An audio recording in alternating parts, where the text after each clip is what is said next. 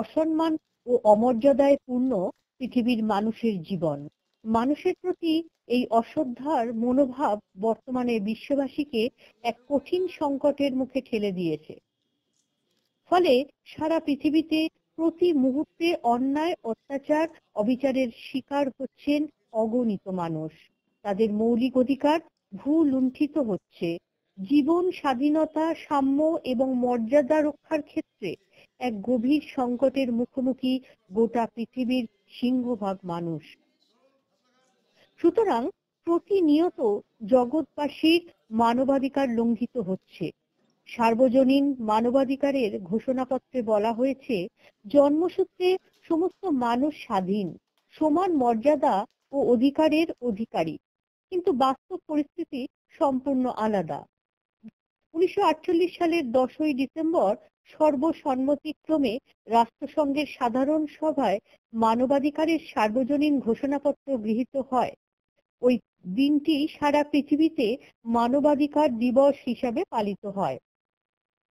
Amnesty ইন্ডিয়াও 10ই December মানবাধিকার দিবস উদযাপন উপলক্ষে 15ই ডিসেম্বর একটি আন্তর্জাতিক সেমিনারের আয়োজন করেছে। বিষয় human rights and state administration. সেমিনারের উদ্বোধন করেছেন ভারত সেবা সংঘের স্বামী শুভরূপানন্দ মহারাজ।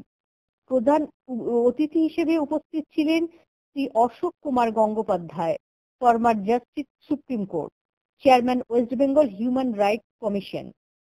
বিশেষ অতিথি হিসেবে উপস্থিত ছিলেন শ্রী অমর কান্তি আচার্যা, এক্স স্পেশাল জাজ, সিবিআই কোর্ট, আলিপুর।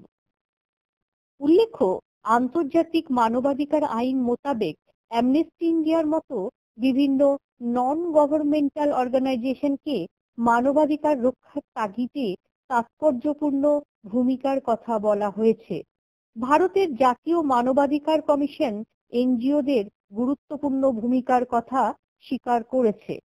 মানবাধিকারের সার্বজনীন ঘোষণাপত্র অনুযায়ী সমাজের বঞ্চিত শ্রেণীর মানবাধিকার সুরক্ষার ক্ষেত্রে জাতীয় এবং আন্তর্জাতিক স্তরেও সংশ্লিষ্ট বেসরকারি সংস্থার অবদানের কথা উল্লিখিত হয়েছে। সুতরাং মানবাধিকার সুরক্ষার বিষয়টি অ্যামনেস্টি ইন্ডিয়ার সমস্ত সদস্যবৃন্দ গুরুত্বের সঙ্গে বিবেচনা করে, যাতে সমাজের বঞ্চিত শ্রেণীর মানুষের স্বার্থ সুরক্ষিত হয়। সংগঠন সর্বদা মানুষের পাশে থাকার অঙ্গীকারবদ্ধ।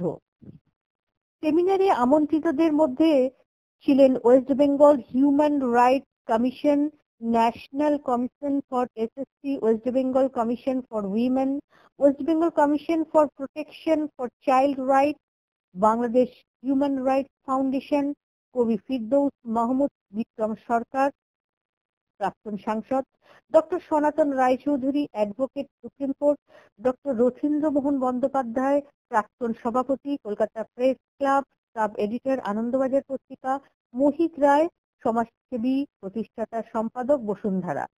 এছাড়া আরো অনেক বিশিষ্ট ব্যক্তি উপস্থিত ছিলেন।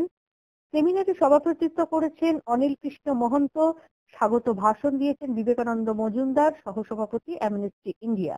প্রচার ও সহযোগিতায় ছিলেন নৃপেন রায়, রণদীপ দাস, প্রদীপ ব্যানার্জি, পলাশ বিশ্বাস, গৌতম দাস, বিপুল সরকার, বীণা হালদার ও পূরবী মজুমদার।